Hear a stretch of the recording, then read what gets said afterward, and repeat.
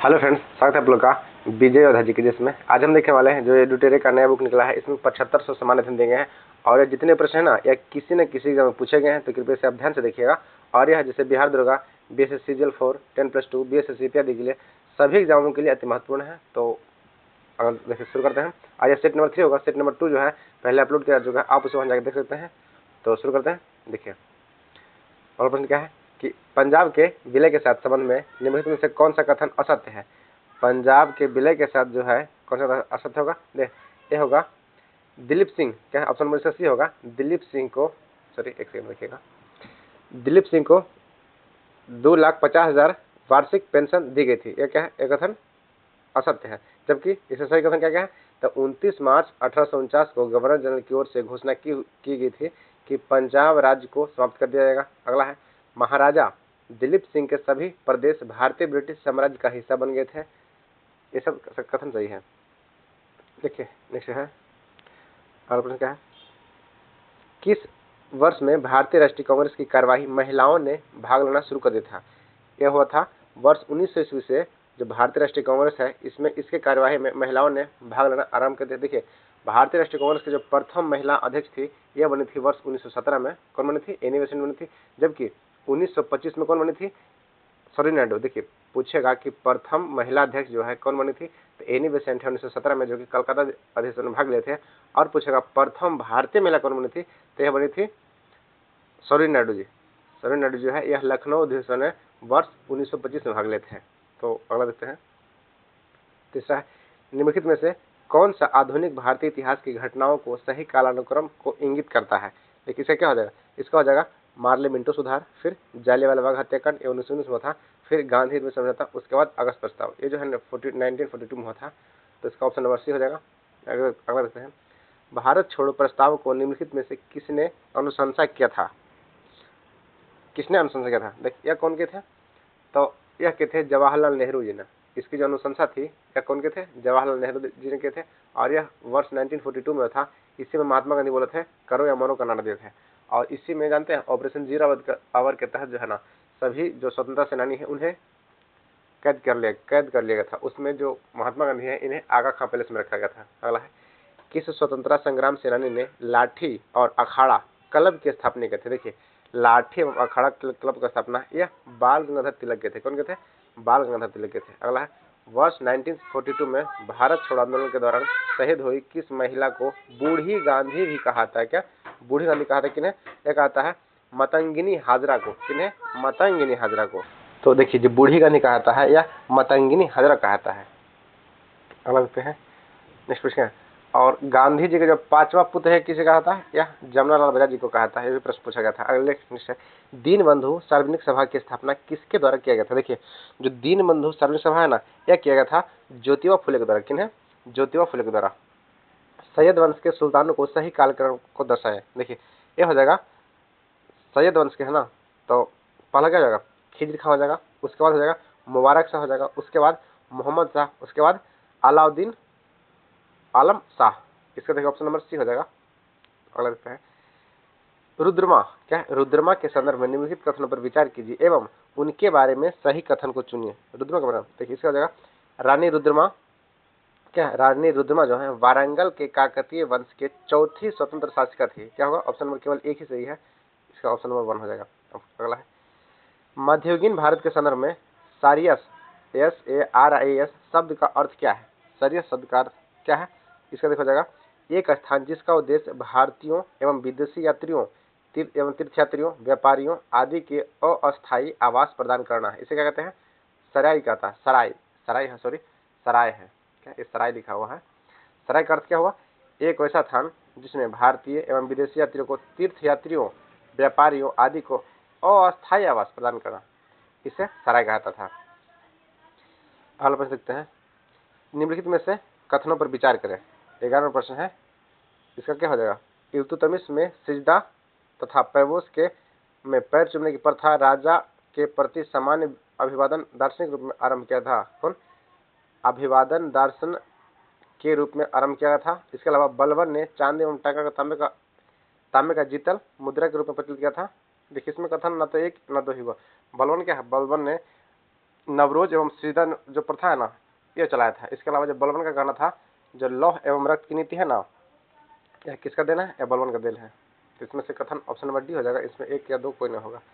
Next है, निम्नलिखित में से गुप्तकालीन शासिका प्रशासनिक जो प्रशासनिक विभाग है, इसका सही अनुक्रम दर्शाएं। देखिए गुप्तकाल क्या हो जाएगा? पहला हो जाएगा भुक्ति, उसके बाद विषय, फिर विधि, उसके बाद ग्राम। क्या? भुक्ति, विषय, विधि, तब हो जाएगा ग्राम। नेक्स्ट है, निम्नलिखित में से कौन सा मंदिर वास्तुकला का बेसर शैली का उदाहरण है? देखिए जो बेसर शैली है ना, ये हो जाएगा होलेश्वर का मंदिर। क्या? होलेश्वर मंदिर। देखिए जितने भी मंदिर है ना, जो दक्षिण भारत के मंदिर रहते हैं, इसे हम द्रविड़ शैली कहते हैं, जबकि जो उत्तर भारत के मंदिर का श्रेणी है ना, यह नागर शैली में जाता है, और जो मध्य भारत में होते हैं उसे हम बेसर शैली का, जो इन दोनों का मिक्सअप के रूप में मंदिर बनाता है, उसे हम बेसर शैली कहते हैं। जबकि प्रश्न पूछा कि जो श्री राम अयोध्या का मंदिर बना है ना, श्री राम मंदिर, यह किस शैली में बना है? तो यह नागर शैली में बना है। और यह प्रश्न पूछा गया एग्जाम में, तो ध्यान रखिएगा। अलग से है, प्राचीन भारत के इतिहास के संदर्भ में भवभूति, हस्तिमल तथा क्षेमेश्वर क्यों प्रसिद्ध थे? तो यह थे, ये सब क्या थे? नाटककार थे। अगला है, भारतीय संविधान की प्रस्तावना का उल्लिखित सही क्रम कौन सा है? देखिए इसका हो जाएगा संपूर्ण प्रभुत्व, समाजवादी, पंथ निरपेक्ष एवं लोकतंत्रात्मक। तो ऑप्शन नंबर इसका भी हो जाएगा। नेक्स्ट है, पंचायती राज के संदर्भ में कौन सा कथन सत्य है? देखिए इसे क्या हो जाएगा? तो पंचायती राज संस्थाओं का चुनाव राज्य चुनाव आयोग के पर्यवेक्षण होता है। क्या? पंचायती राज संस्थाओं का चुनाव जो है ना, यह राज्य चुनाव आयोग के पर्यवेक्षण में होता है। ऑप्शन नंबर इसका सी हो जाएगा।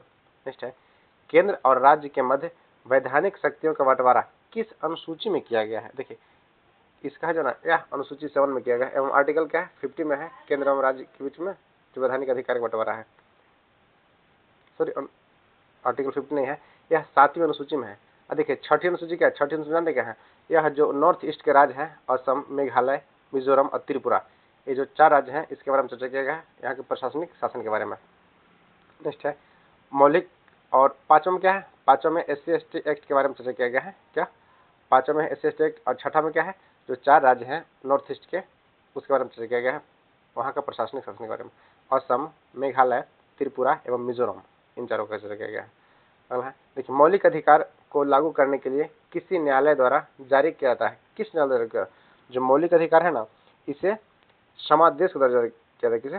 समादेश के द्वारा। देखिए मौलिक अधिकार जो है, यह भारतीय संविधान में आर्टिकल 12 से लेकर 35 तक में उल्लिखित है, और यह भाग 3 में उल्लिखित है, और यह अमेरिका से लिया गया है। ऐसे ही क्या भारत का संविधान का मैग्नी कार्टा कहा था भारतीय संविधान का, तो इसे ध्यान रखिएगा। अगला है, प्राकृतिक पर्यावरण की रक्षा किस प्रकार की संवैधानिक अधिकार है? देखिए प्राकृतिक पर्यावरण की रक्षा जो है, यह किस प्रकार का? यह है मौलिक कर्तव्य। क्या? मौलिक कर्तव्य। मौलिक कर्तव्य भारत के संविधान में आर्टिकल 36 से लेकर 51 किया गया है, 51 तक। भारत ध्वज संहिता के प्रावधानों के अनुसार भारतीय निकाय के मानकों को लागू करने के लिए निम्नलिखित निकायों में से कौन सा प्रभावी है? देखिए इसका हो जाएगा भारतीय मानक ब्यूरो। क्या है? भारतीय मानक ब्यूरो। नेक्स्ट है, नीचे दिए गए 4 युग्म में से कौन सा युग्म सही सुमेलित नहीं है? देखिए नहीं को ध्यान देना है। तो इसका हो जाएगा जो हिमालयन वन अनुसंधान है ना, देहरादून, यह क्या है? यह गलत है। जबकि देखिए शुष्क वन अनुसंधान संस्थान जोधपुर में सही है। वर्षा वन अनुसंधान संस्थान यह जोरहाट में है। उष्णकटिबंधीय वन अनुसंधान संस्थान यह जबलपुर में है। देखिए वन और क्या है? हिमालयन नहीं है, जबकि जो वन अनुसंधान संस्थान है ना, यह देहरादून में। हिमालयन नहीं होगा। तो ऑप्शन नंबर 2 जो है गलत है, बी। नेक्स्ट है, भारत में कोयला खनन की महत्वपूर्ण घटनाओं पर विचार कीजिए तथा इन्हें सही कालानुक्रम दर्शाएं। देखिए इसका क्या हो जाएगा? पहले हो जाएगा रानीगंज में कोयले का प्रथम उत्पादक है, ये सही है। उसके बाद क्या हो जाएगा? राष्ट्रीय कोयला विकास निगम NCDC की स्थापना किया गया। उसके बाद क्या है? कोयला खदानों का राष्ट्रीयकरण किया गया। उसके बाद कोल इंडिया लिमिटेड CIL की स्थापना किया गया। ऑप्शन में इसका देखिए डी हो जाएगा, 4 सही है। भारत का कौन सा राज्य चूना पत्थर जिप्सम नामक जैसे जस्ता का भंडारण के लिए प्रसिद्ध है? देखिए चूना पत्थर जिप्सम जो भंडारण है ना, सर्वाधिक कहाँ है? ये राजस्थान में है। नेक्स्ट है, भारत की 2011 की जनगणना के अनुसार से नगरीय जनसंख्या का प्रतिशत कितना है? क्या? नगरीय जनसंख्या पूछ रहा ना, यह 31.2 है। क्या? 31.2% है। नैनो टेक्नोलॉजी के जनक किसे कहता है? देखिए भारत में जो नैनो टेक्नोलॉजी है, इसके जनक कौन कहते हैं? ये हो जाएगा रिचर्ड फेनमैन का। रिचर्ड फेनमैन कहते हैं नैनो टेक्नोलॉजी के जनक। अगला प्रश्न देखते हैं, निम्नलिखित में से रॉकेट किस सिद्धांत पर कार्य करता है? देखिए रॉकेट जो है ना, ये किस पे कार्य करता है? यह कार्य करता है रेखीय गति के संरक्षण पे। क्या? संवेग संरक्षण पर कार्य करता है, लेकिन ऑप्शन में क्या है, रेखीय गति के संरक्षण पर कार्य करता है। ऑप्शन नंबर इसका सी हो जाएगा। इको सॉन्डिंग का प्रयोग होता है किसके लिए, देखिए जो इको सॉन्डिंग है ना, इसका प्रयोग कहता है समुद्र की गहराई मापने के लिए। इसमें सोनार का प्रयोग करता है, क्या सोनार इसे कहते हैं। इसका फुल फॉर्म क्या हुआ, कई बार सोनार का फुल फॉर्म पूछा जाता है, तो होता है साउंड नेविगेशन एंड रेंजिंग। क्या, sound navigation and ranging. Next है सोलर सेल में किसके बने होते हैं, देखिए जो सोलर सेल है ना, यह बने होते हैं अर्धचालक के। क्या, अर्धचालक के। इसका प्रमुख उदाहरण क्या है, सिलिकॉन। क्या है, सिलिकॉन जो एक अर्धचालक है।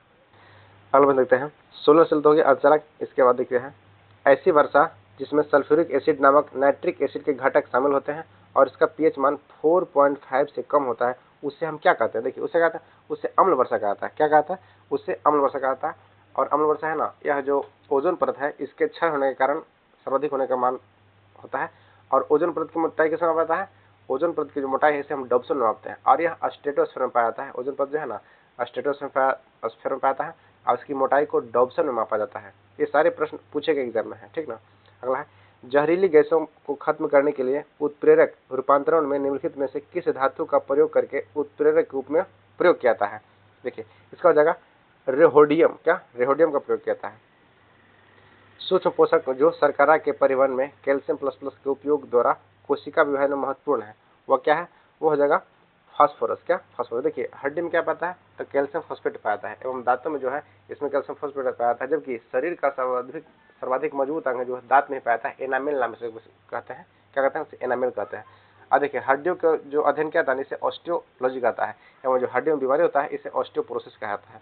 नेक्स्ट है, किस खाद्य पदार्थ के सभी आवश्यक एमिनो अम्ल पाते हैं, किस खाद्य पदार्थ में सभी आवश्यक एमिनो पाते हैं, ये होता है अंडा में। क्या होता है, सभी आवश्यक जो एमिनो अम्ल है ना, यह अंडा में पाया जाता है। नेक्स्ट है, निम्नलिखित में से कौन सा एक सही सुमेलित नहीं है। देखिए सही सुमेलित नहीं कौन सा है, सॉरी एक सेकंड, पेडोलॉजी। क्या है, पौधों में जीवाश्मों का अध्ययन है। पेडोलॉजी जो है ये किसका हो जाएगा, ये गलत है, यह हो जाएगा मिट्टियों का अध्ययन। जो पेडोलॉजी होता है ना, यह मिट्टियों का अध्ययन होता है, यह गलत है। जबकि एंथ्रोलॉजी फूलों का अध्ययन है। जबकि फ्लोरिकल्चर किससे है, फ्लोरिकल्चर फूलों के जो उत्पादन से संबंधित है उसे फ्लोरिकल्चर कहते हैं। और एंथोलॉजी भी क्या है, यह फूलों का अध्ययन हो गया। एंटोमोलॉजी जंतु विज्ञान की शाखा है। और ट्रोपोलॉजी यह पोषण का अध्ययन है। नेक्स्ट है, किस शैवाल से आयोडीन प्राप्त किया जाता है। देखिए यह द्वितीय प्रश्न है, यह होता है लेमिनेरिया से। यह प्रश्न कई बार एग्जाम में पूछा गया है कि लेमिनेरिया से क्या प्राप्त होता है, तो आयोडीन जो है ना, यह लेमिनेरिया से प्राप्त होता है। नेक्स्ट है, निम्नलिखित में से कौन सा धातु अम्ल से अभिक्रिया करके आसानी से हाइड्रोजन गैस विस्थापित कर देता है। यह कौन सा गैस हो जाएगा, एक सेकंड, जो हाइड्रोजन गैस उत्पादन करता है ना, ये करता है देखिए मैग्नीशियम। क्या हो जाएगा, मैग्नीशियम होगा। हरगोविंद खुराना को किस आविष्कार के लिए सम्मानित किया गया था। देखिए जो हरगोविंद खुराना है इन्हें दिया गया था जीन के संश्लेषण के लिए। क्या, जीन संश्लेषण के लिए इन्हें नोबेल पुरस्कार दिया गया था। नेक्स्ट है, निम्नलिखित में से कौन सा पौधा कीट पकड़ता है, कौन सा पौधा है ना जो, देखिए यह हो जाएगा नेफेंथस खासिया के जो श्रेणी के है ना, ये सब कीट पकड़ते हैं या कीट भक्ष्य से कहता है। निम्नलिखित में से किस विटामिन की कमी से सीलियम, क्या सीलियक नामक रोग होता है। जो सीलियक होता है ना, ये होता है विटामिन B12 से, इसे साइनोकोबाल्मिन कहता है। क्या, विटामिन B12 का रासायनिक नाम क्या होता है, साइनोकोबाल्मिन कहता है। कोशिकाओं में मौजूद जेली जैसा तरल पदार्थ को क्या कहते हैं। देखिए इसे क्या कहता है, इसे कहते हैं कोशिका द्रव। पादपों की विभिन्न प्रजातियों में दीर्घकालीन संरक्षण की तकनीक होती है, उसे क्या कहते हैं, उसे कहते हैं इन विट्रो जीन्स बैंक। क्या, इन विट्रो जीन्स बैंक। पर्यावरण निष्पादन सूचकांक सर्वप्रथम कब जारी किया गया था। देखिए यह जारी किया गया था वर्ष 2002 में। बढ़ती शहरी रोजगार के प्रक्षेप ग्रामीण शहरी पलायन से संबंधित विरोधाभास की निम्नलिखित में से कौन सा मॉडल व्याख्या करता है।